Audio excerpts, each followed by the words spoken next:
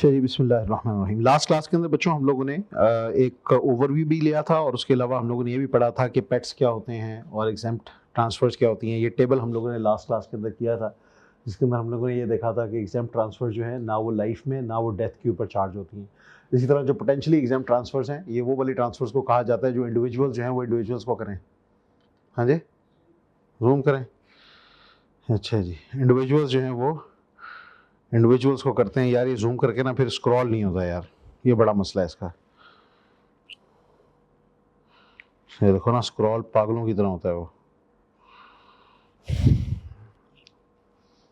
Scroll नहीं होता। कौन सा पेज था? CLTs जो हैं ये क्या होते हैं? CLTs उन वाले लाइफ टाइम ट्रांसफर्स को कहा जाता है जो उसी वक्त चार्जेबल हो। और हम लोगों ने अपने लास्ट लेक्चर में पढ़ा था कि वो ट्रांसफर ऑफ वैल्यू जो आप किसी ट्रस्ट को करो, आपके सिलेबस के लिए जो ट्रांसफर ऑफ वैल्यू आप किसी ट्रस्ट को करोगे वो उसी वक्त चार्जेबल होगी। उसके लिए हम लोग इस चीज़ का इंतजार नहीं करेंगे कि इंसान 7 साल तक जिंदा रहता है या नहीं रहता है। वो चार्जेबल लाइफ टाइम ट्रांसफर है। और हमने ये भी पढ़ा था कि वंस अ पर्सन डाइज तो तब भी ये चीज चार्जेबल हो सकती है दोबारा से। एडिशनल उसके ऊपर टैक्स भी लग सकता है डेथ पर भी। एक तो लाइफ टाइम पे भी लगेगा और एक डेथ पर। तब यहां पे हम लोग इसको थोड़ा सा पढ़ते हैं और इसमें लिखा ये हुआ है कि मेकिंग गिफ्ट्स इनटू ट्रस्ट्स। इस सबसे पहले आप जरा इसको जहन में रख लो। मेकिंग गिफ्ट्स इनटू ट्रस्ट की बात करें।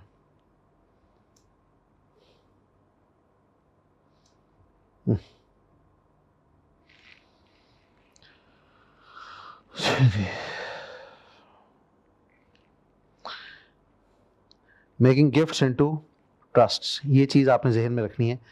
मेकिंग गिफ्ट्स इनटू ट्रस्ट जो है बेटे, ये हमेशा आप लोगों के सिलेबस के लिए एक चार्जेबल लाइफ टाइम ट्रांसफर होगी। एक दौर था कि कुछ इस तरह के ट्रस्ट्स थे जो एग्जेम्प्ट ट्रांसफर्स भी होते थे, ठीक है ना। अगर आपको कोई वो वैसे कंफ्यूज करने के लिए इस तरह की चीज़ कहता है कि भाई ट्रस्ट जो हैं वो एग्जेम्प्ट वाले हैं कि नहीं है, आपके केस के अंदर कोई भी ट्रस्ट एग्जेम्प्ट नहीं है। जिस भी ट्रस्ट को आप करोगे ट्रांसफर वो हमेशा क्या होगा? चार्जेबल होगा। हाँ, कुछ ट्रस्ट्स हैं अगर वो स्पेसिफिकली आपको बयान कर दें कि ये वो पुराने वाले ट्रस्ट्स चल रहे हैं जो कि एग्जेम्प्ट थे, फिर वो एग्जेम्प्ट है, वो आपको स्पेसिफिकली बताएगा उसके बारे में कि ये पुराने दौर के कोई ट्रस्ट थे जिसमें इस भाई ने कोई ट्रांसफर्स की थी जो हुकूमत ने खास तौर पे कहा था कि एग्जेम्प्ट ट्रस्ट्स हैं, ठीक है ना। उसके केस के अंदर बेटे उस वाले ट्रस्ट की जो ट्रांसफर हो एग्जेम्प्ट होगी। अदरवाइज अगर उसने कुछ नहीं बयान किया तो ट्रस्ट में अगर उसने ट्रांसफर किया तो ये चार्जेबल लाइफ टाइम ट्रांसफर है, ठीक है। और वो कहता है कि याद रखिएगा कि चार्जेबल लाइफ टाइम ट्रांसफर क्या है। वो कहता है is a gift that is not exempt and is not a PET, यानी कि पोटेंशियली भी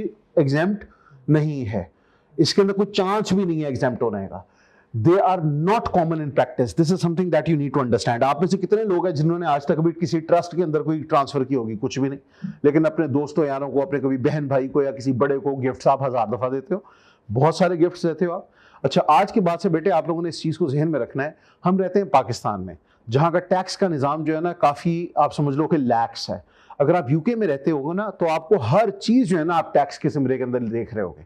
इवन पर्सनल जो आप एक दूसरे को गिफ्ट्स दे रहे हो वो भी इस सिमरे के अंदर देखा जाएगा। अच्छा, पाकिस्तान में आज से कुछ साल पहले तक इतना इसका मसला नहीं था, लेकिन अगर आज के दौर के अंदर मैं अपने किसी दोस्त यार को कोई गिफ्ट देता हूं, फर्ज करो 1-2 लाख रुपए ट्रांसफर करता हूं, उसको गिफ्ट देता हूं, तो वो उसकी इनकम समझी जाएगी। क्या समझी जाएगी?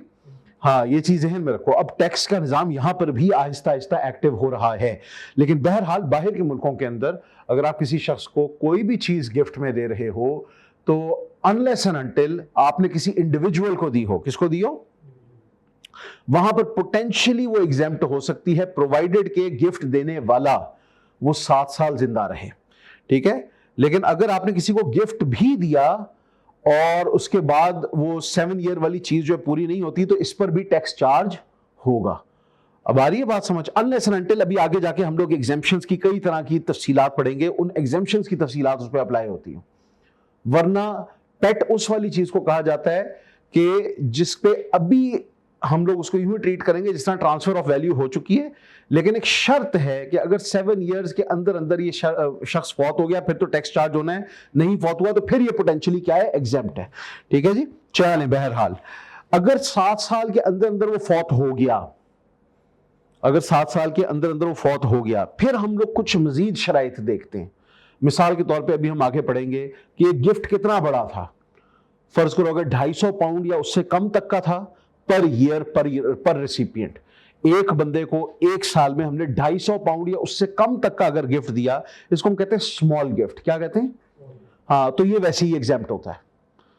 या किसी शादी ब्याह के मौके के ऊपर हम लोगों ने उसको गिफ्ट दिया, अभी हम उसके बारे में तफसीलात पढ़ेंगे।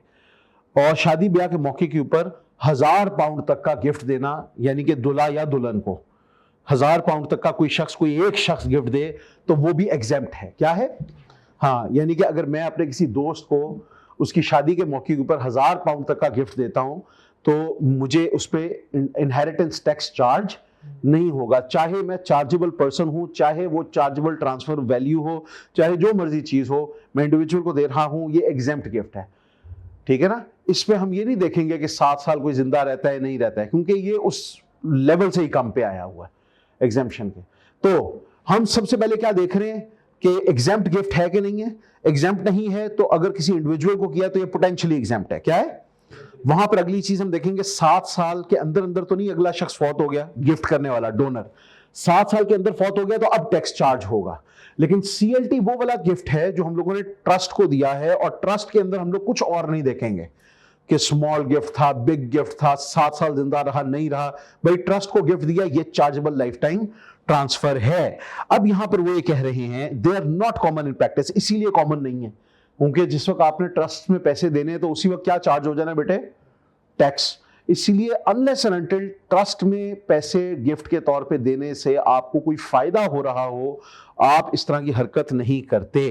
तो वो कहता है कि but they do appear in examination questions because they are chargeable to IST at the time of gift. तो अगर आप लोग बेटे आगे जाके इंग्लैंड के टैक्सेशन के मामला हैंडल करोगे, अगर आप लोग क्लाइंट्स होंगे इंग्लैंड के, तो आपको अमूमी तौर पे देखने में आएगा कि वो लोग जो आपस में ट्रांसफर्स कर रहे होंगे ना, वो ज्यादातर पेट्स होंगे। क्या होंगे?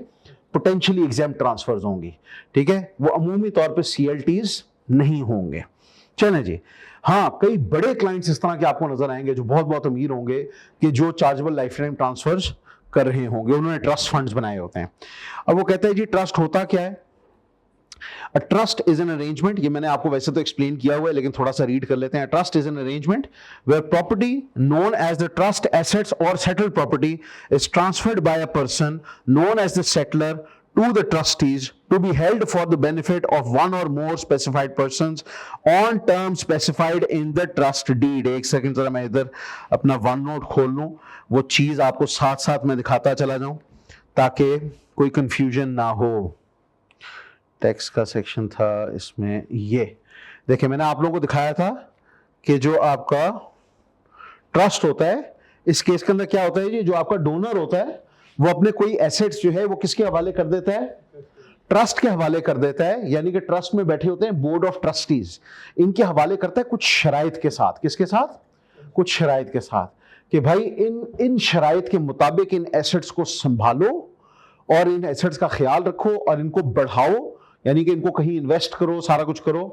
और एंड पे किसको फायदा होना चाहिए? बेनिफिशियरीज को। किसको? हाँ, तो हवाले किया जाता है ट्रस्ट के, बोर्ड ऑफ ट्रस्टीज के, किसके फायदे के लिए? बेनिफिशियरीज के फायदे के लिए।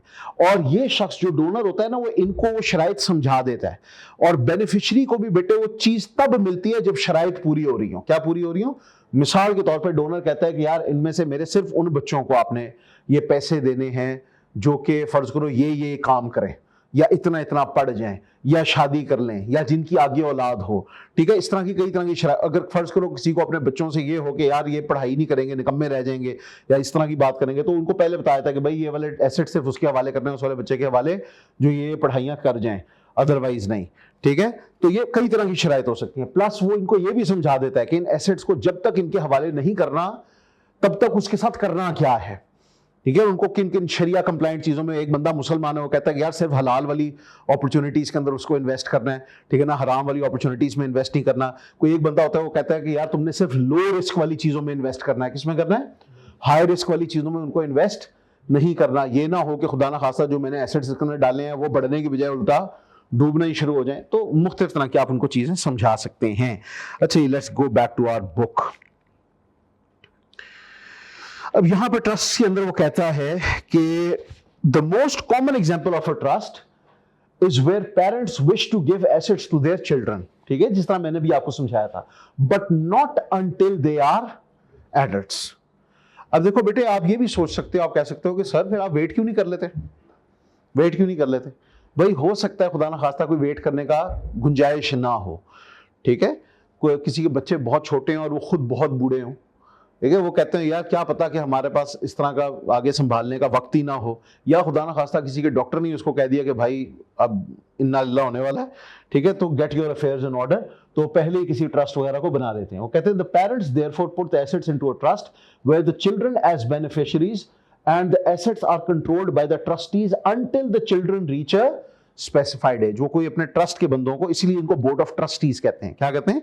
जिनके ऊपर आप भरोसा करते हो, ट्रस्ट वाले लोग होते हैं, नॉलेजेबल, काबिल और भरोसे वाले लोग होते हैं। अमूमी तौर पे उस पर कोई ना कोई एक आध इन्वेस्टमेंट का एक्सपर्ट होता है, कोई ना कोई लॉयर होता है, ठीक है, डिपेंड करता है। कोई हो सकता है आपके अपने जानने वाले भी हों जो बोर्ड ऑफ ट्रस्टीज का हिस्सा हो, उनके हवाले आप वो कर देते हो। It is not necessary to understand the workings of the trust. आप लोग बेटे लॉयर्स नहीं हो। क्या नहीं हो? एक चीज जहन में रख लो, आप लोगों का काम ज्यादा से ज्यादा जो है ना कैलकुलेशन ऑफ एस्टेट के ऊपर आ सकता है, थोड़ा बहुत टैक्स के ऊपर आ सकता है। किसके ऊपर आ सकता है? हाँ, टैक्स कैलकुलेशन के ऊपर आ सकता है। You guys are not lawyers unless and until you actually pursue the career of actually going towards the death estate calculation and what not. फिर आप लोग बेटे ट्रस्ट वगैरह को, इन वाली चीजों को भी मैनेज करना सीख सकते हो, उसमें अपनी एक्सपर्टीज लेके आ सकते हो। फिलहाल आप लोगों से ये एक्सपेक्ट, एटलीस्ट इस वाले पेपर के लेवल के ऊपर तो बिल्कुल भी नहीं एक्सपेक्ट किया जाएगा कि आपको पता हो कि ट्रस्ट फंड्स किस तरह से काम करते हैं। हाँ, अपनी नॉलेज के लिए आप जानना चाहो, आराम से चैट जीपीटी, गूगल वगैरह से आप इसको थोड़ा बहुत देख सकते हैं। यूट्यूब के ऊपर कोई ना कोई छोटी मोटी वीडियो देख सकते हो, बड़े अच्छे तरीके से आपको क्लैरिटी हो जाएगी। लेकिन ब्रीफ सी मैंने आपको एग्जांपल इसकी बता दी है, ठीक है। All you need to know for this moment is कि अगर किसी भी पेरेंट ने या किसी भी शख्स ने ट्रस्ट के अंदर कोई एसेट्स रखवाए, किसी भी बेनिफिशियरी के लिए रखवाए, हम कहेंगे ये इसी वक्त चार्जेबल है। क्या है? ये इसी वक्त क्या है? चार्जेबल है। चलें जी, अच्छा अब आगे देखें। वो कहता है जी पोटेंशियली एग्जेम्प्ट के अंदर क्या कह रहा है? PETs have derived their name from the fact that if the donor lives for 7 years after making gift then the transfer is exempt. मैंने आप लोगों को कहा था ये सिर्फ तब है जिस वक्त कोई इंडिविजुअल एक इंडिविजुअल को गिफ्ट करे, यहां पर ट्रस्ट दरमियान में नहीं आता। वो कहते हैं कि therefore at the time of transfer it has the potential to be exempt. Potential वही है अगर 7 साल जिंदा रह जाता है तो। However if the donor dies within 7 years of making the gift then IHT may become chargeable on the gift. अच्छा, यहां पे आपने एक चीज ध्यान में रख लेनी है, क्लियर कट सी बात है कि जिस वक्त बंदा फौत होता है तो फौतगी के ऊपर कोई पेट्स नहीं हो सकते। क्या नहीं हो सकते? डेथ स्टेट में कोई भी चीज पोटेंशियली एग्जेम्प्ट नहीं हो सकती। डेथ स्टेट पे तो अब 7 years वाला कॉन्सेप्ट ही नहीं अप्लाई होना, तो इसलिए डेथ स्टेट पे जो भी चीजें जाएंगी, ट्रांसफर होंगी, वो सारी की सारी चार्जेबल होंगी अनलेस एंड अनटिल वो स्पेसिफिकली कोई इस तरह के एसेट्स हों जो एग्जेम्प्ट हो। ठीक है जी, उसके अलावा सब कुछ क्या होगा बेटे? चार्जेबल होगा। Note that transfers on death can never be potentially exempt transfers. ये जी चल है। अच्छा, कई बच्चे हो सकता है दिमाग में उनके चल रहा हो सर पेट पे इसका मतलब, डेथ पे इसका मतलब सारी सीएलटीज होंगी। नहीं, सीएलटी लाइफ टाइम में होती है। किसमें होती है? हाँ, चार्जेबल लाइफ टाइम ट्रांसफर है। डेथ पे डेथ स्टेट है। क्या है? हाँ, उसका अपना रेट है, उसका सारा कुछ अपना है, सारा कुछ अभी देखते हैं। अच्छा चले जी, यहां पे आके हम जरा थोड़ा सा देखते हैं एग्जेम्पशंस के ऊपर। मैंने अभी आप लोगों को बताया था ना कि एग्जेम्प्ट वाले कई हैं, एक है पोटेंशियली एग्जेम्प्ट और एक है एग्जेम्प्ट। तो हमने सबसे पहले ना इसको पढ़ा उल्टा और अब तफसील उसके उल्टे ऑर्डर में पढ़ रहे हैं। हमने पढ़ा था पहले एग्जेम्प्ट होता है, फिर पेट होता है, फिर चार्जेबल होता है, और अब उसकी तफसीलें हम देख रहे हैं, पहले चार्जेबल की फिर पेट की। अब क्यों?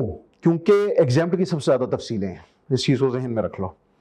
सबसे पहली चीज जो है ना, आपने देखना है कि कुछ इस तरह की चीजें हैं जो लाइफ टाइम गिफ्ट्स के अंदर एग्जेम्प्ट हैं। किसमें एग्जेम्प्ट हैं?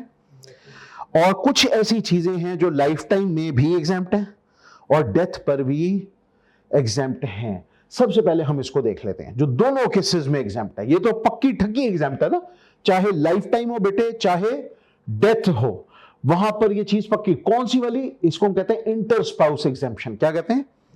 Inter spouse exemption. मियां बीवी के दरमियान में अगर कोई भी चीज ट्रांसफर हो रही है तो वो क्या है बच्चों? एग्जेम्प्ट। मियां बीवी के दरमियान में चाहे लाइफ में चीज ट्रांसफर हो रही हो। अच्छा, मियां बीवी के केस में मैंने आप लोगों को कल भी बता दिया था कि अगर कुछ जो सेम जेंडर वाले भी पार्टनरशिप्स हैं वो भी इसमें क्या है? एग्जेम्प्ट हैं। तो मियां बीवी के दरमियान में इंटर स्पाउस एग्जेम्पशन जो है वो अप्लाई होती है चाहे बेटे लाइफ हो चाहे डेथ हो। अगर डेथ में फर्ज करो कि एक हस्बैंड जो अपनी वाइफ के, इंग्लैंड के अंदर कोई अपनी वाइफ के नाम पे विल छोड़ जाता है कि जी ये सारे के सारे एसेट्स किसके हैं, वाइफ के हैं, तो वो भी क्या हो जाएगा, एग्जेम्प्ट हो जाएगा। हाँ, अब वो वाइफ की डेथ का इंतजार किया जाएगा। अब आ रही है बात समझ? हाँ, कि अगर उसकी डेथ स्टेट में कुछ हुआ तो फिर उसकी डेथ स्टेट के ऊपर हम लोग उसको करेंगे। अगर उसने बाय चांस तब तक एक और शादी कर ली हुई और उसने उसको ट्रांसफर कर दिया हुआ, तो फिर ये चीज रोल ऑन होती चली जाएगी। एनीवे, ये चीज तो सिंपल है। एक ऐसी एग्जाम्पशन जो लाइफ टाइम में भी और डेथ पे भी है, वो है इंटर स्पाउस। जो मर्जी गिफ्ट दो, जितना मर्जी गिफ्ट दो, ठीक है जी। लेकिन कुछ ऐसी एग्जाम्पशन है जो सिर्फ लाइफ टाइम में है। इसका मतलब है डेथ पे सिर्फ इंटर स्पाउस है। क्या है? हाँ, सिर्फ इंटर स्पाउस है। स्पाउस के अलावा जिस मर्जी को कोई चीज मिल रही है उसके ऊपर टैक्स चार्ज हो रहा है। उस पर क्या चार्ज हो रहा है बच्चों? टैक्स चार्ज हो रहा है। यहां पे आ जाए, लाइफ टाइम में कौन कौन सी चीजें एग्जाम्प्ट हैं। सबसे पहले आया है इसके अंदर स्मॉल गिफ्ट एग्जाम्पशन। क्या है? नीचे पढ़ लेते हैं। स्मॉल गिफ्ट एग्जाम्पशन के अंदर वो कहता है कि lifetime gifts are exempt if they are an outright gift to an individual of no more than 250 pounds per recipient per tax year। अब टैक्स ईयर हमारा बेटे कब से कब तक होता है ये अभी हम लोग देख लेंगे, तफसीलन हम लोग पढ़ेंगे इसको, ठीक है जी। टैक्स ईयर जो है हमारा अमूमी तौर पे अप्रैल से अपना 6th of April से 5th of April तक चलता है। कब से लेके कब तक? हाँ, जो आपका इंडिविजुअल्स के लिए बेटे टैक्स ईयर चलता है वो चलता है 6th of April से 5th of April तक। इसका मतलब क्या है? इसका मतलब ये है कि अगर मैं अभी बैठा हुआ हूं तो हम किस वाले टैक्स ईयर के अंदर हैं? टैक्स ईयर हमारा शुरू हुआ था अप्रैल 2025 को। 6th of April 2025 को हमारा ये टैक्स ईयर शुरू हुआ था। ये हमारा टैक्स ईयर है 2025-2026, ठीक है ना। सिलेबस में आप लोग पढ़े होंगे 24-25 के रूल्स वगैरह, उनको अभी पिछले साल के चल रहे हैं। लेकिन वैसे अभी आप जिस टैक्स ईयर में बैठे हो बेटे, अप्रैल 2025 को टैक्स ईयर शुरू हो चुका था, तो एंड होगा बेटे ये 5th of April 2026 को। इसलिए अगर कोई शख्स आपसे पूछता है कि ये कौन सा फाइनेंशियल ईयर चल रहा है या फिस्कल ईयर चल रहा है, क्या चल रहा है? FY का मतलब होता है फिस्कल ईयर, फिस्कल ईयर का मतलब होता है टैक्स ईयर। तो आप कहोगे जी ये फिस्कल ईयर 25-26 चल रहा है। कौन सा चल रहा है? फिस्कल ईयर 25-26, या सिंपली फिस्कल ईयर 25 भी कह सकते हो, ठीक है, क्योंकि शुरू कब हुआ है? 25 में। कब शुरू हुआ है? अच्छा, अब अगर मैं 6th of April 2025 से लेकर 5th of April 2026 तक किसी एक शख्स को, और से सुनना, किसी एक शख्स को 250 पाउंड तक के गिफ्ट देता हूं। कितने तक के गिफ्ट देता हूं भाई? ये जरा गौर से सुनते रहना। अगर मैं 6th of April 2025 से लेके 5th of April 2026 तक किसी शख्स को 250 पाउंड तक की गिफ्ट देता हूं तो वो एग्जेम्प्ट है। क्या है? लेकिन अगर मैं उससे ज्यादा दूं, अगर मैं उससे ज्यादा दूं तो फिर क्या होगा? आगे नीचे देखो इसने क्या लिखा हुआ। वो कहता है the small gift exemption does not apply if the gift is more than 250। Therefore a gift of 300 pounds does not qualify. Similarly, if an individual makes a gift of 240 to a person followed by another gift of 100 pounds to the same person in the same tax year, neither gift is exempt. इसमें कोई हमने slab नहीं रखा हुआ कि 250 तक मैं माफ कर दूंगा और फिर बाकी का माफ नहीं होगा। नहीं, शर्त क्या है कि कितना हो? 250 पर रेसिपिएंट पर ईयर। अगर आपका वो गिफ्ट पर ईयर के अंदर 250 से 1 पाउंड भी ऊपर चला गया उस एक शख्स को उस ईयर के अंदर, तो सारा ही नॉन एग्जेम्प्ट हो जाएगा। क्या हो जाएगा? इसीलिए कई दफा आप देखोगे इंग्लैंड के लोग ना गिफ्ट देने के मामले में बड़े कंजूस होते हैं, ठीक है। वो दे भी सकते हैं लेकिन वो मौकों की तलाश करते हैं। किसकी तलाश करते हैं? हाँ, अगर आम बंदे ने किसी को गिफ्ट शिफ्ट देना है तो वो मौकों की तलाश करता है। 250 पाउंड से कोशिश करते हैं वो कम ही रखें। अगर कई तरह के मौके आ रहे हैं तो वो कोशिश कर रहे होते हैं 250 पाउंड को डिवाइड कर लें ताकि फालतू में ये पेट की कैटेगरी में ना जाए। किसकी कैटेगरी में ना जाए? हाँ, कोई बूढ़ी दादी है, कोई दादा है, कोई वो गिफ्ट देते हुए डर रहे होते हैं कि यार ये ना हो कि मैं गिफ्ट दूं और साथ ही कुछ अर्से के बाद तो वो कहते हैं कि यार 250 पाउंड तो गिफ्ट दो, हाँ बाकी सारा जो है वो छोड़ो। चलें, इस तरह हो रहा है। तो 250 pound to 1 person in 1 tax year is exempt. लेकिन अगर उससे ऊपर हुआ तो सारे ही नॉन एग्जेम्प्ट। क्या होगा? हाँ, लेकिन सिर्फ उस शख्स वाला गिफ्ट बेटे। हाँ, बाकियों के गिफ्ट्स अगर आपने 10,000 लोगों को भी गिफ्ट्स दिए लेकिन हर एक को 250-250 पाउंड तक के दिए या उससे कम के दिए, वो एग्जेम्प्ट है। आगे बात समझ, चले जी आगे। अब आगे वो कहता है कि अगली एग्जेम्पशन है मैरिज एग्जेम्पशन, लाइफ टाइम के अंदर जो मिलती है। किसमें मिलती है? मैंने अभी आप लोगों को बताया था, शादी के मौके के ऊपर अगर कोई शख्स शादी जिनकी हो रही है उनको गिफ्ट दे, यानी कि हस्बैंड वाइफ में से किसी को भी वो गिफ्ट दे, तो उसमें अगर तो उनके पेरेंट्स में से किसी ने गिफ्ट दिया है, किसने दिया है? तो पेरेंट्स, या चाहे वो हस्बैंड के पेरेंट्स हो चाहे वो वाइफ के पेरेंट्स हो, वो 5,000 तक, 5,000 पाउंड तक का गिफ्ट दे सकते हैं पर पेरेंट, पर आप समझ लो कि पार्टी। ठीक है, वो कहते हैं कि जी एक पेरेंट कितने तक का दे सकता है गिफ्ट? 5,000 पाउंड तक का गिफ्ट दे सकता है। और ग्रैंड पेरेंट कितने तक का दे सकता है जी? 2,500 का। ग्रैंड पेरेंट, या इसको कहते हैं रिमोटर एंसेस्टर। रिमोटर एंसेस्टर का मतलब है जो कि आप लोगों के फर्ज करें जरा, ग्रैंड पेरेंट के अलावा कोई और आपका एंसेस्टर हो, लेकिन वो ब्लड रिलेशन, क्या हो? Blood relation. कोई ग्रैंड अंकल हैं, कोई ग्रैंड आंट हैं, कोई इस तरह के हैं। रिमोटर आपका ये बेटे, हाँ हाँ, वो ग्रैंड अंकल ग्रैंड आंट यानी कि उनके भाई बहन वगैरह हैं, ब्लड रिलेशन। ठीक है, रिमोटर एंसेस्टर है, एंसेस्टर। इवन आपके जो डायरेक्ट, मेरे ख्याल में चचा ताया वगैरह इस तरह के लोग हो सकते हैं, वो आपके, अच्छा जी, सॉरी, 2,500 तक। अब उससे अगली चीज क्या आ गई है, वो कहते हैं जी 2,500 होता है, वो हस्बैंड वाइफ आपस में भी एक दूसरे को गिफ्ट दे सकते हैं, 2,500 पाउंड तक का। ठीक है जी, और 1,000 पाउंड तक की लिमिट है बाकी सारों के लिए, जितने भी और है। अच्छा, ये जो रिमोटर एंसेस्टर वाली चीज है ना, ये आमतौर पे ना बेटे टेस्ट नहीं होती है, जो रिमोटर एंसेस्टर वाली चीज है ना, क्योंकि ये थोड़ा सा कंफ्यूजिंग पॉइंट है, लेकिन फिर भी तो हम लोग यहाँ पे देख लेते हैं जी। अगर किसी की शादी हो रही है और उसके पेरेंट्स में से किसी ने उसको गिफ्ट दिया है, तो हर पेरेंट, यानी कि वाइफ के भी दोनों पेरेंट्स होंगे, हस्बैंड के भी दोनों पेरेंट्स होंगे, तो हर पेरेंट कितना कितने तक का गिफ्ट दे सकता है? 5,000 पाउंड तक का दे सकता है, और वो एग्जेम्प्ट होगा। उसके अलावा जो उसके एंसेस्टर्स हैं, जिस तरह के ग्रैंड पेरेंट्स हैं, वो कितने कितने तक का दे सकते हैं? 2,500 पाउंड तक का। वो खुद आपस में एक दूसरे को कितने तक का गिफ्ट दे सकते हैं? 2,500 पाउंड तक का। और इसके अलावा जो भी कोई दोस्त यार रिश्तेदार मोहल्लेदार जितने भी उनकी शादी में आ रहे हैं और उनको गिफ्ट्स दे रहे हैं, वो मैक्सिमम कितने तक का दे सकते हैं? 1,000 बाय पर पर्सन। ठीक है जी, हाँ, ये चीज ध्यान में रख लो। चलें,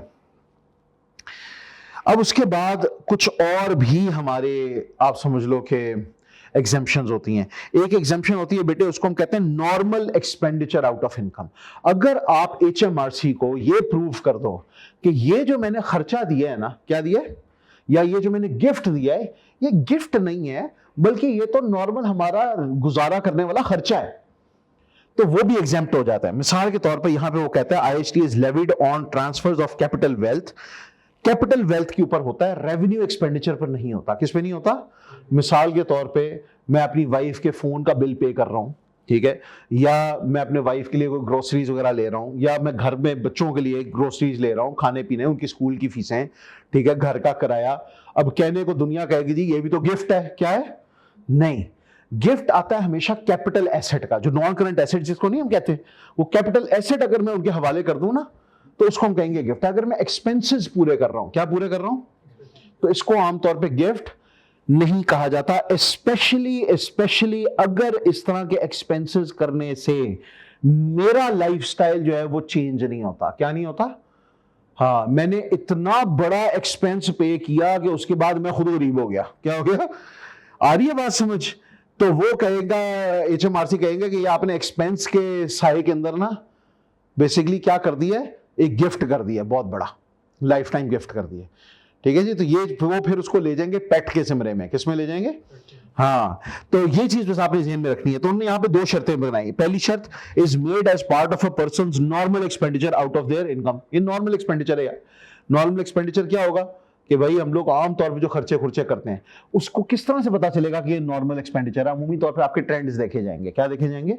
क्या अमूमी तौर पे खर्चे होते हैं, और वैसे भी एक आम इंसान ये खर्चे करता है कि नहीं। ठीक है जी, उसके अंदर कई तरह की चीजें हो सकती हैं, इवन क्लब मेंबरशिप्स भी हो सकती हैं। ठीक है ना, कि इंसान की कोई क्लब मेंबरशिप्स हो, अगर उस कैटेगरी के लोग, club memberships is a regular thing, आप उसको भी कर सकते हो। कोई रेस्टोरेंट में जाके खाना पीना करना है, कोई थोड़ा बहुत घूमना फिरना है, ठीक है जी, कोई आपने इधर उधर आप समझ लो कि आने जाने के फ्यूल के खर्चे हैं, नॉर्मल फीस वगैरह है, रेंट है, ग्रोसरीज है, ये सारे नॉर्मल खर्चे हैं भाई। और इतना ये कोई बड़ा खर्चा आउट ऑफ द वे वाला ना हो जिससे जो डोनर गिफ्ट करने वाला बंदा उसका लाइफस्टाइल चेंज हो जाता हो, क्योंकि उसको हम नॉर्मल खर्चा नहीं कहेंगे। क्या नहीं कहेंगे?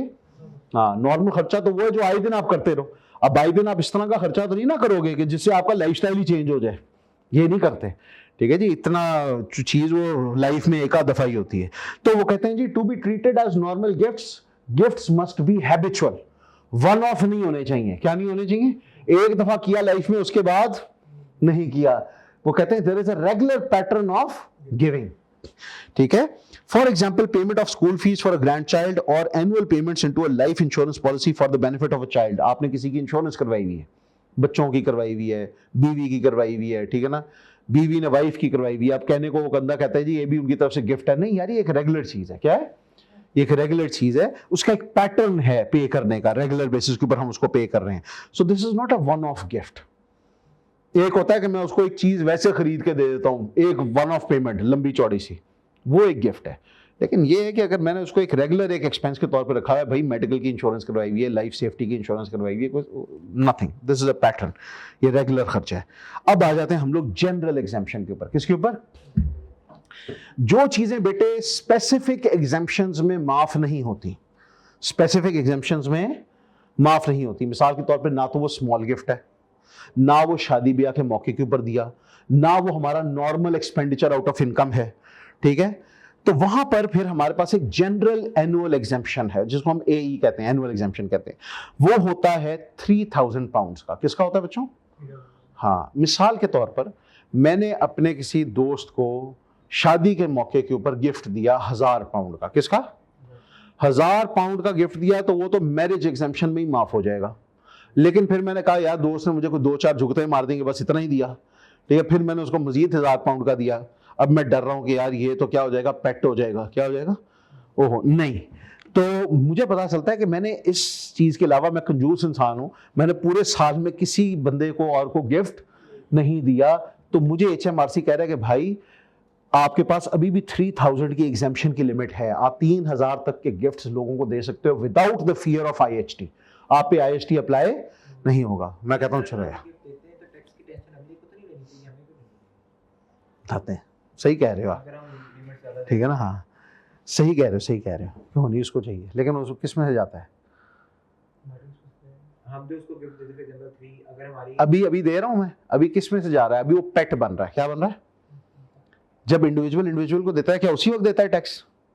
नहीं, वो लाइफ टाइम में नहीं देता, वो पोटेंशियली एग्जेम्प्ट होता है। ये सिर्फ तब होगा अगर मैं ट्रस्ट में डालूंगा। किस में डालूंगा? तब चार्जेबल है। अभी तो ये चार्जेबल है ही नहीं, अभी ये पोटेंशियली एग्जेम्प्ट है। लेकिन मैं कहता हूं कि यार ये पक्का एग्जेम्प्ट हो। क्या हो? तो पक्के एग्जेम्प्ट के लिए वो कह रहे हैं कि भाई पक्का एग्जेम्प्ट है 3000 तक। ज्यादा दे देते हैं तो 3000 तक माफ हो जाएगा। और उसके बाद पहले वो 1000 वाली एग्जेम्पशन माफ होगी, मैरिज वाली, फिर बाकी का फर्ज को मैं 10,000 पाउंड दे देता हूं गिफ्ट में, तो 1000 मैरिज एग्जेम्पशन में माफ हो जाएगा, 3000 एनुअल एग्जेम्पशन में माफ हो जाएगा, और बाकी का 6000 जो है बेटे वो पोटेंशियली एग्जेम्प्ट ट्रांसफर बन जाएगा। क्या बन जाएगा? हाँ, अब उसके अंदर अगर खुदा ना खास्ता 7 इयर्स के अंदर अंदर डेथ होती है तो फिर वो चार्जेबल है। चार्जेबल अगले को करेगा, आपको क्यों करेगा? बेटे मैं तो तब तक दुनिया में भी नहीं होऊंगा। हाँ, तो आपको टेंशन लेने की किस चीज मुझे टेंशन है अभी नहीं, टेंशन है बुरा को। किसको? आ रही है बात समझ? मुझे भी इस चीज की टेंशन हो सकती है कि मेरे जो डेथ स्टेट है वो मेरे वर्षा के पास ज्यादा से ज्यादा पहुंचे, उसमें से ज्यादा टैक्स ना कटे। आ रही है ना बात समझ? और हुकूमत यही चाहती है कि यार ये जल्द से जल्द इकोनॉमी के अंदर इसको वापस लगाए, अपने ऊपर वो सांप ना बन के बैठा रहा है उसके ऊपर। लेकिन बहरहाल टैक्स एक बहुत कंट्रोवर्शियल टॉपिक है, हर चीज के अंदर आप मसले मसाइल निकाल सकते हो। ठीक है, आगे चलें। अब वो कहते हैं जी अब ये जो 3000 है, ये 3000 के अंदर आपके पास ऑप्शंस नहीं होती। ये जरा गौर से सुन लो सारे, कि मैं इस वाले टैक्स को इस वाले गिफ्ट को मैं इस्तेमाल कर लेता हूं 3000 वाली एग्जाम्पशन के लिए, और इस वाले को नहीं इस्तेमाल करता। यहां पे वो कहता है इट इज अप्लाइड क्रोनोलॉजिकली। क्या अप्लाइड होता है? ये क्रोनोलॉजिकली का मतलब होता है टाइम ऑर्डर के लिहाज से, जो गिफ्ट पहले किया वो उस वाली एग्जाम्पशन को इस्तेमाल कर जाएगा। आई बात समझ? वो कहते हैं जी कि it is applied chronologically to the first gift in the tax year, then if there is any left the second gift and so on. वो कहता है जी it must be applied to the first gift each year even if the first gift is a, बोलो भाई, पेट। अगर first gift क्या है, अब यहां पे आपको टैक्स प्लानिंग करनी पड़ेगी। क्या करनी पड़ेगी? हम अमूमी तौर पे लोगों से कहते हैं कि अगर तुम लोगों ने ट्रस्ट बनाना है, क्या बनाना है, तो हर साल दोनों माँ बाप 3-3 हजार पाउंड जो अपने ट्रस्ट में डालते चले जाएं। पहला काम आपका साल में क्या होना चाहिए कि ट्रस्ट में 3-3 हजार पाउंड डालो, क्योंकि वो चार्जेबल लाइफ टाइम ट्रांसफर थी। क्या थी? हाँ, तो अगर आपने चार्जेबल लाइफ टाइम ट्रांसफर सबसे पहला गिफ्ट किया है ना साल के दौरान, तो वो आपकी एनुअल एग्जाम्पशन में माफ हो जाएगा। किसमें माफ हो जाएगा? हाँ। अब बाकी के जो आप इंडिविजुअल्स को करोगे गिफ्ट, वो तो वैसे ही पेट है। आ रही है ना बात समझ? वो तो 7 ईयर्स तक इंशाल्लाह अगर कोई शख्स जिंदा रहता है तो वो वैसे ही माफ हो जाएंगे, और बाकी की चीजें इंडिविजुअल एग्जाम्पशंस वाली देख लो। तो जब भी आपके जहन में CLTs हों, क्या हों, कोशिश ये करो कि वो आप तरतीब वाइज अप्रैल के अंदर ही कर लो। जैसे ही नया टैक्स ईयर शुरू होता है, आपकी एनुअल एग्जाम्पशन रिन्यू होती है 30,000 की, आप कोशिश करो कि पहले वाले जो आप ट्रांसफर्स करो वो किसमें करो, ट्रस्ट्स में करो। किसमें करो? CLTs, ताकि आप वो एनुअल एग्जाम्पशन में 3,000 तक माफ हो जाए। फिर बाकी का बेटे कुछ सोचो। तो ये एक टैक्स प्लानिंग का पॉइंट मैं आपको अभी से बता रहा हूं, इसलिए आपको नजर आएगा कि कई लोग ट्रस्ट्स बनाएंगे बाहर के मुल्कों के अंदर। उसकी वजह ये होगी वो उस वाले ट्रस्ट के जरिए से अपनी एनुअल एग्जाम्पशन जो है वो क्या कर रहे होंगे, सही तरीके से यूटिलाइज कर रहे होंगे। पाकिस्तान में भी जरूरत पड़ती है अगर कोई बाकी बड़ा अक्लमंद हो तो, और वो कानून को वाकई फॉलो कर रहा हो तो, ठीक है, तो फिर भी पाकिस्तान में भी ये फायदा देता है। लेकिन बहरहाल अभी हम आगे देखते हैं। हाँ, एज एन इंडिविजुअल यस। ओ सियासतदान तो सवाल ही पैदा नहीं होता, इतना दे रहे हो सियासतदान। टैक्स का मतलब पता है क्या है? टैक्स का मतलब ये है कि आपने पूरी दुनिया को बता दिया कि मेरे पास इनकम कितनी है और एसेट्स कितने हैं। हमने ये नहीं कहा कि मियां मंशा जो है पूरे पाकिस्तान का सबसे अमीर बंदा है। हमने ये कहा है कि ऑन पेपर लीगली सबसे ज्यादा टैक्स कौन पे कर रहा है, वो पे कर रहा है। ठीक है, टैक्स का मतलब ये है कि मेरी जायज इनकम है, इसीलिए मैं खुल के उसके ऊपर टैक्स पे कर रहा हूं। मैंने आज तक जितना टैक्स पे किया, अगर उतने पैसे मेरे अकाउंट में पड़े हो, मिसाल के तौर पे 10% टैक्स लगता है, एग्जाम्पल दे रहा हूं मैं आपको, मैंने आज तक बेटे 10,000 टैक्स पे किया हो। कितना पे किया हो? एग्जाम्पल, तो मेरे अकाउंट के अंदर अगर लाख रुपए के करीब पड़ा हुआ है ना, या 90,000 पड़ा हुआ है, तो हुकूमत मेरे से नहीं पूछेगी कि 90,000 कहां से आया। उनको पता है इसने 10,000 टैक्स पे किया हुआ है, तो इसका मतलब इसने लाख कमाया होगा, उसमें से 10,000 टैक्स पे किया होगा, तो 90,000 इसके पास पड़ा हुआ है। अब आ रही है बात समझ? लेकिन अगर मैंने आज तक टैक्स ही सिर्फ 10,000 पे किया है और मेरे अकाउंट के अंदर 90 करोड़ रुपया पड़ा हुआ है, कौन कहेगी भाई पहले जरा इधर ये कहां से आया है? ठीक है, अब वहां पे दो सूरतें हैं, इनकम हलाल हो, लीगल हो, लेकिन टैक्स मैंने पे नहीं किया, तो दो सूरतें हाल है, या मुझे टैक्स पे करना पड़ेगा, और अगर टैक्स में विद इन टाइम नहीं पे कर रहा तो फिर सजा भी होगी और टैक्स भी होगा और जुर्माना भी होगा। और अगर इनकम ही हराम है तो फिर तो बेटे सारा कुछ जब्त भी होगा, यानी कि अगर इलीगली इनकम भी है तो फिर वो इनकम भी जब्त होगी, सजा भी होगी और सारा कुछ होगा। उसमें तो टैक्स ही नहीं है ना, टैक्स लगता है लीगल इनकम पे। वो और मामला है, वो एक बेटिंग स्कैंडल है। ठीक है, वहाँ पर ना इन ऑल ऑनेस्टी आप समझ लो कि कुछ लोगों ने अपना गुस्सा उतारा है। वो आप समझ लो कि वो जिसको इसको हम कहते हैं कुर्बानी का बकरा, ये कुर्बानी का बकरा है, बेवकूफ़ इंसान है। ठीक है ना, वो भी और उसकी वाइफ भी, वो बेचारे अपनी तरफ से कमाने के चक्कर के अंदर फंस गए हैं। असल जो चीज़ें आप देखो कि हमारे PSL के लेवल तक सारा कुछ है, उसको क्यों नहीं किसी ने हाथ डाला? ये तो देर वेरी टाइनी पॉन्स, ये पॉन्स हैं। ये तो अभी आपके सामने आया, आज से कुछ कई साल पहले एक मॉडल होती थी पाकिस्तान के अंदर, यूफोन की भी वो मॉडल वगैरह रही थी, वो भी इसी तरह पकड़ी गई थी पॉलिटिशियंस के लिए। वो पैसा लेके जाती थी जरदारी वगैरह का पाकिस्तान से बाहर, कैश वगैरह सारा कुछ, तो मनी लॉन्ड्रिंग के अंदर वो भी पकड़ी गई थी। ये सारे पॉन्स हैं, जो स्टार्स हैं, ये प्यादे नहीं कहते, हीवो हैं इनको। पाकिस्तान वाले दुबई की हुकूमत से ये रिक्वेस्ट कर सकते हैं कि हमारे पास से इलीगली कमाई वहाँ पे गई हुई है, तो फिर दुबई वाले जो है ना इंटरपोल के जरिए से आपस में, हो सकता है, ऐसी बात नहीं, पहले नहीं होता था, अब इंटर कोऑपरेशन बहुत ज़्यादा बढ़ गई है। इसलिए अब आमतौर पे जब टैक्स प्लानिंग के अंदर ये भी पूछा जाता है कि नो एक्सट्रेडिशन लॉ कंट्रीज कौन सी हैं। नो एक्सट्रेडिशन लॉ कंट्री वो होती है जो कहते हैं कि भाई हम ना आपसे पूछेंगे कि पैसा कहाँ से आया, और ना हम लोग दूसरों के साथ कोई हमारी कोऑपरेशन है इस मामले में। कोई आपसे पूछता हम कहते हैं हम क्यों बताएं, है ना बात समझ। तो ये चीज़ें बहरहाल ये अभी हम लोग बाद में आते हैं, पहले हम लोग टैक्स पढ़ ले, बाद में हम लोग टैक्स प्लानिंग पढ़ेंगे और उसके बाद हम लोग पढ़ेंगे कि हाँ टैक्स अवॉइडेंस और एवेजन क्या चीज़ होती है।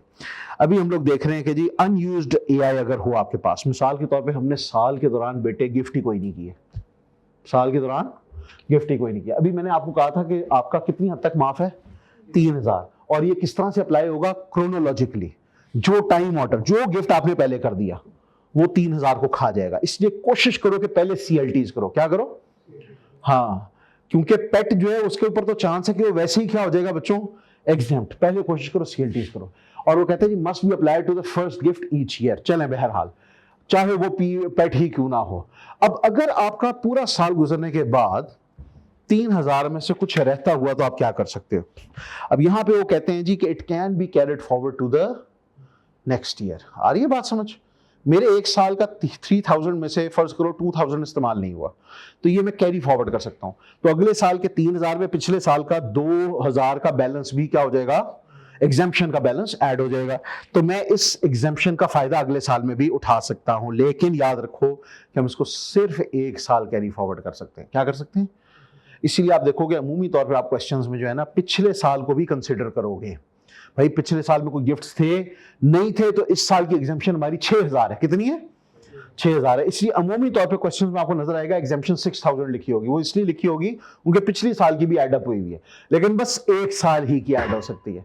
मिसाल के तौर पे मैं इस साल भी कोई गिफ्ट नहीं करता, तो इस साल पिछले साल का 2000 ऐड हुआ था और इस साल का 3000 था, 5000 था। अगले साल मैं सिर्फ इस साल का 3000 कैरी फॉरवर्ड कर सकता हूं, उससे पिछले साल का 2000 जाया हो गया। इसलिए कोशिश करो कि अपनी एनुअल एग्जाम्पशंस को जाया मत करो, कोई ना कोई सीएलटीज वगैरह कर करके उसको इस्तेमाल करो। ठीक है जी। हम कई दफा कई लोगों को जिन्होंने गिफ्ट्स करने ही होते हैं, बहरहाल हम कहते हैं कि यार अपनी लाइफ के अंदर ही ट्रस्ट के अंदर डाल दो। किसमें डाल दो, हाँ ट्रस्ट के अंदर डाल दो। डेथ स्टेट के 40% के टैक्स से बच जाओगे। और तुमने जब तुम्हारी जिंदगी में तुम्हारे पास इसका कोई काम रहा ही नहीं है एसेट का, तुमने देना अपनी औलाद को ही है, तो बजाय पेट बनाने के इसको क्या करो, एनुअल एग्जाम्पशन के थ्रू सीएलटी करके ट्रस्ट में डाल दो। किसमें डाल दो, हाँ, तो इस तरह से उनको बचाया जाता है टैक्स से। चले जी बहरहाल वो कहते हैं the maximum AE in any one year is therefore how much, 6000। ये मैंने आप लोगों को बता दिया, 2 सालों की जमा हो सकती है बस। If other exemptions are available they are given before annual exemption.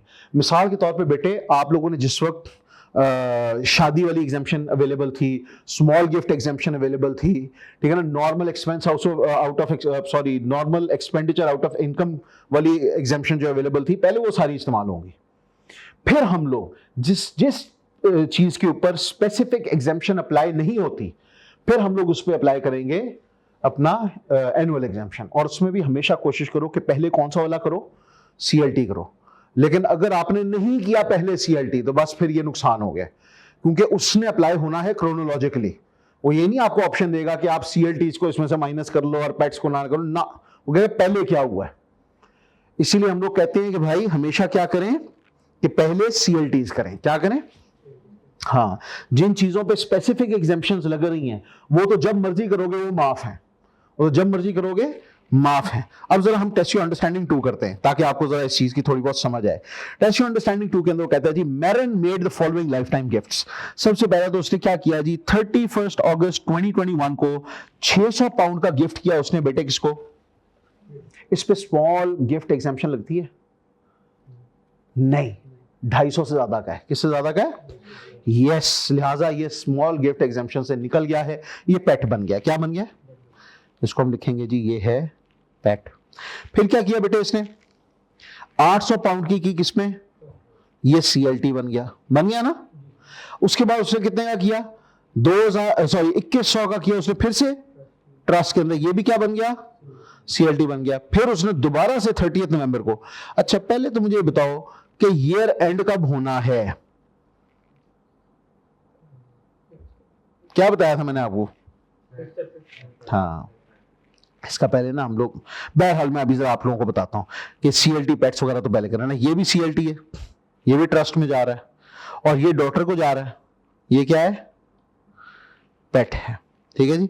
वो कहता है जी कि आप जरा इसकी ना चार्जेबल अमाउंट्स वगैरह जो है ना प्लीज कैलकुलेट कर दें कि कितनी होंगी after annual exemptions are applied for each of the gifts. अब ये ज़रा समझना ज़रूरी है। 31 अगस्त को, ये 5 अप्रैल के बाद की बात है। हाँ, 31 अगस्त 2021 को 600 पाउंड का उसने गिफ्ट किया। किसको बेटे? अपने बेटे को। तो ये पेट है, एनुअल एग्जाम्पशन में से कटेगा? कटेगा कि नहीं?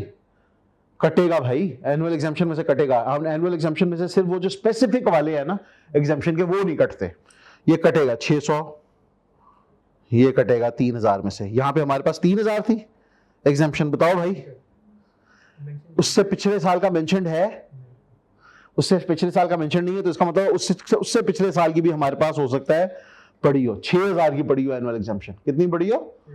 ये मैं आपको ओवरऑल पिक्चर बता रहा हूं, अभी हम आंसर देख के बताएंगे कि इसने किस तरह से किया है। लेकिन आपको पता होना चाहिए कि अगर उसने मेंशन नहीं किया तो इसका मतलब उससे पिछले साल कोई गिफ्ट्स नहीं हुए थे, तो इसका मतलब हो सकता है 2 साल की एनुअल एग्जाम्पशन हमारे पास पड़ी हुई है। एक तो इस साल की 3000 और एक उससे पिछले साल की 3000। तो इस 6000 में से बेटे सबसे पहले माइनस होगा 600 का ये वाला पेट, फिर होगा बेटे CLT 800 का, ठीक है, फिर क्या होगा जी 2100 का, फिर 1100 का CLT,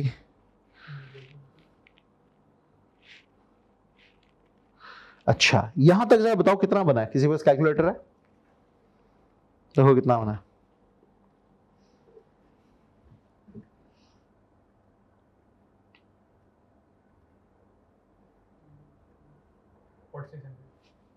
$4600 बना है। 4600 माइनस करो जी 6000 में से, कितना बना?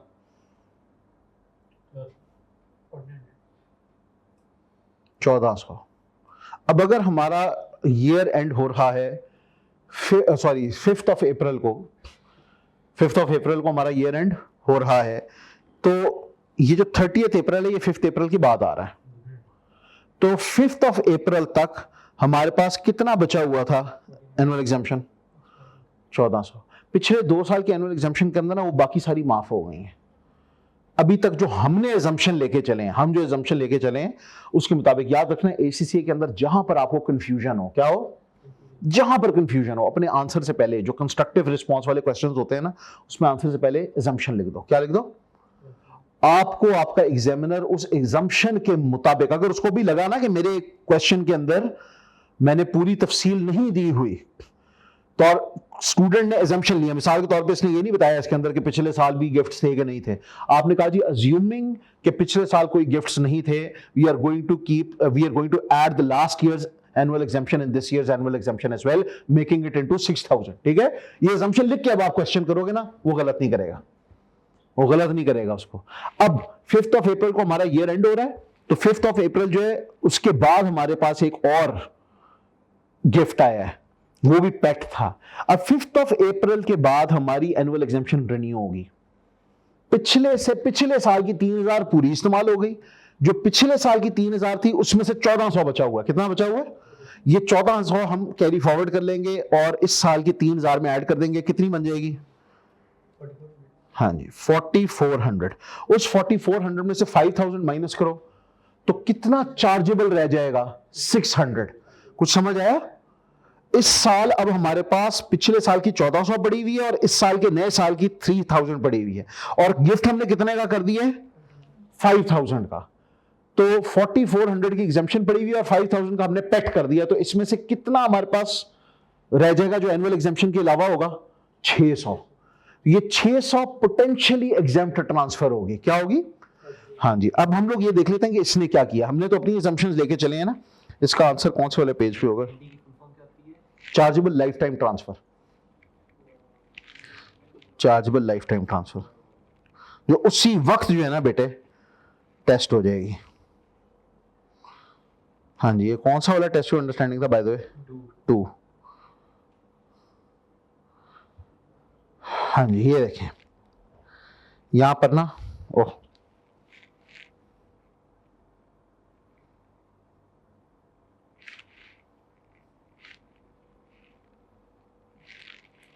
इसको मैं फ्लिप कर लेता हूं जरा यूं। अच्छा जी, अगर आप इसको देखें गौर से तो ये क्या है भाई? ये 2 ही है? नहीं ये 6 है।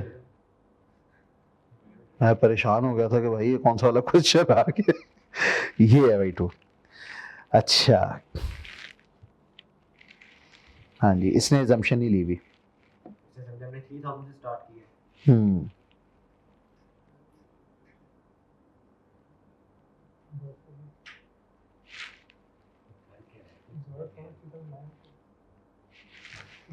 अच्छा बहरहाल ये देखो कि इसने ना हो, लास्ट वाला गिफ्ट किस वाले साल हुआ था बच्चों? कुछ याद है आप लोगों के पास? बुक्स हैं सॉफ्ट फॉर्म में? एक तो इसकी, हाँ ये मल्टीपल ईयर्स आए हैं भाई इसमें।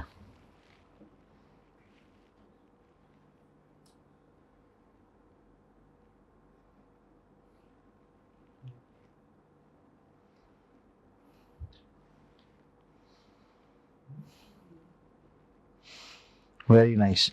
इसके अंदर ना हमारे पास मुख्तलिफ था। अच्छा देखो, इसकी एक तो एजम्पशन जो है ना हमारे से फ़र्क है, ये इसकी एजम्पशन है।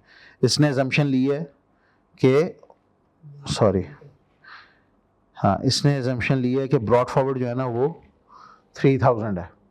इसने ये नहीं कहा कि आप समझो कि as lost, all lost, not used and can only carry forward for 1 year. बहरहाल ये तो ज़रा यार लंबा चौड़ा काम हो गया, तो दोबारा से देख लेते हैं पीछे इसने क्या हरकत की है भाई। कहाँ पे था यार, कंफ्यूजिंग है। मैं ज़्यादा तो नहीं पीछे चला गया?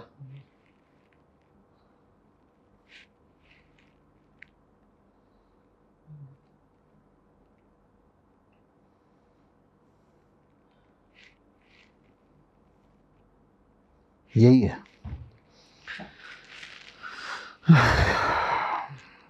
इसमें ईयर्स हम लोगों ने देखने, ईयर्स मेरे ख्याल में हमसे गलत हुए। हाँ ईयर्स गलत हुए। अच्छा अभी देखो, बेसिकली इसने 2 ओवरलैपिंग ईयर्स लेके आया है। पहला उसने लेके आया था 31 अगस्त 2021 को, ठीक है ना। इसको बल्कि ना मेरे ख्याल में हम लोग आज ज़रा ओवर हो गया, हमारे से ज़्यादा टाइम भी हो गया, इसको हम कर लेते हैं। ये देखो हम लोगों ने ना साल सारे के सारे लिखने हैं। ये कौन सा वाला ईयर है, ये कब शुरू हुआ होगा? ये शुरू हुआ होगा बेटे 6 अप्रैल 2021 को, ठीक है। ये 2021 को शुरू हुआ होगा और ख़त्म कब हुआ होगा? 5 अप्रैल 2022 को। तो ये पहला साल में गिफ्ट हुआ है। ये जो है ना उससे नेक्स्ट ईयर में गिफ्ट हुआ है, सॉरी नहीं ये उसी साल में गिफ्ट, ये भी उसी साल में गिफ्ट हुआ है, ये भी उसी साल में गिफ्ट हुआ है, ये नेक्स्ट ईयर में गिफ्ट हुआ है। यहाँ पे नया साल शुरू हो चुका हुआ है, फिर ये भी उसी नए साल में हो रहा है, फिर ये उससे भी अगले साल में हो रहा है, ठीक है ना। मैं उसको 1 साल गुजरे को देख रहा था, बेसिकली 1 साल नहीं गुजरा था। डेट्स के मामले में you have to be very careful. इस वाले केस के अंदर ना 31 अगस्त 2021 को हमारा जो टैक्स ईयर चल रहा होगा वो कौन सा चल रहा होगा बेटे? हमारा टैक्स ईयर चल रहा होगा 6 अप्रैल 2021 से लेकर 5 अप्रैल 2022 तक का। आई बात समझ? तो यहां पर हमारा टैक्स ईयर चल रहा होगा FY21, ठीक है जी, अप्रैल 21 का। फिर यहां पे भी वही चल रहा होगा, यहां पे आके वो खत्म हो जाएगा। यहां पर उससे नेक्स्ट वाला FY22 शुरू हो चुका हुआ है, अप्रैल 22 को जो शुरू हुआ था, ठीक है जी। यहां पर भी वही है, यहां पे आके फिर से चेंज हो गया। उनके 5 अप्रैल को ईयर एंड हो गया था, तो अब यहां पे आपका अप्रैल 23 वाला जो है ना शुरू हो गया ईयर।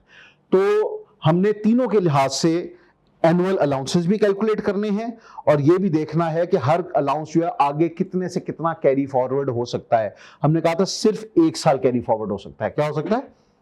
ओनली 1 ईयर, उससे ज्यादा वो कैरी फॉरवर्ड नहीं हो सकता। अभी के लिए हम लोग इतना ही करते हैं क्योंकि आज टाइम भी खत्म हो गया। तो अच्छी बात है कि हमारे सामने एक हमारी ये कन्फ्यूजन आ गई। मैं बार बार FA1 FA2 FA3 के अंदर भी ये चीज़ कहता रहता था कि हमारा एग्जामिनर कहता है रीड क्वेश्चंस केयरफुली। क्या कहता है? हाँ, हमसे ये गलती हुई है, चाहे थकावट की वजह से हुई, इट्स नो एक्सक्यूज। लेकिन बहरहाल बच्चों, गलती जो है ना ये